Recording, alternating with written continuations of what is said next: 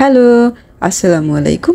Welcome to my another blog. আজকে আমি চলে এসেছি নতুন একটি ভিডিও নিয়ে, সেটা হলো কলাই শাক রান্না করব। তো কলাই শাক সবাই রান্না করতে পারে, বাট আমার ভালো লাগে থেকেই আমার ভিডিও শেয়ার করা। যদি কারো ভালো লাগে দেখবেন, আর ভালো না লাগলে স্কিপ করবেন। তো চলুন কীভাবে আমি কলাই শাকটা গিয়ে রান্না করব সেটা দেখে নিই। তো প্রথমে আমি কলাই শাকটাকে এরকম কুচি করে নিয়েছি, একদম ছোট ছোট করে কুচি করে নিয়েছি। তারপরে গিয়া আমি একটা কড়াইতে তেল দিয়ে দিব। তারপরে গিয়ে দেব রসুন কুচি, আর কলাই শাকে একটু বেশি রসুন কুচি দিতে হয়। তারপরে দিলাম পেঁয়াজ, আর দিলাম অল্প একটু কাঁচামরিচ। আমি এখানে কাঁচামরিচ দিব, বোম্বাই মরিচ দিব, এবং মানে শুকনো মরিচ গুঁড়ো করে দিব। তো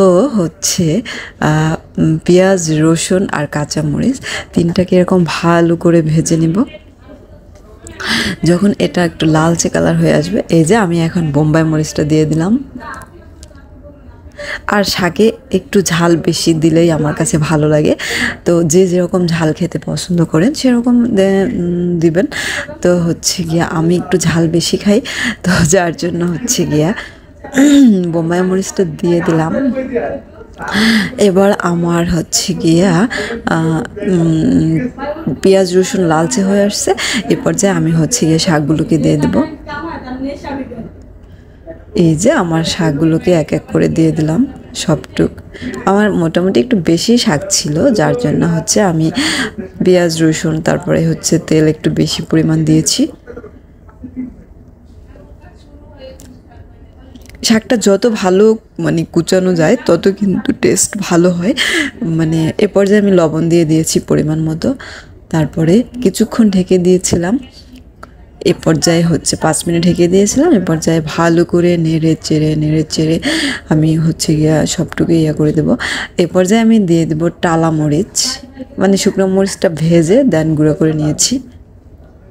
আমার মতো যারা হাত জ্বলে যাদের, তারা এরকম পলিথিন বা হ্যান্ড গ্লোভস পরে নেবেন।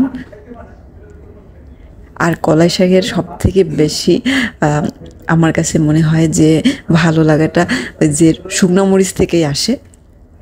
আমি সবসময় মরিচটা টালা মরিচ দেই এই কলাই শাকে। টালা মরিচ না দিলে মনে হয় কলাই শাকের ভালো স্মেলটাই বের হয় না, এরকমের আমার মনে হয়। যার জন্য আমি সবসময় টালা মরিচ দিই, আর বাকি মরিচগুলোও দেই, এতে টেস্টটা অনেক গুণ বেড়ে যায়। এই যে আমার রান্না কমপ্লিট হয়ে গেছে। এটা কিন্তু খেতে দুর্দান্ত হয়েছে, দুর্দান্ত। কলাই শাক যারা পছন্দ করেন তারা এভাবে রান্না করে ট্রাই করে দেখবেন, যে এটা খেতে কিন্তু অনেক মজা।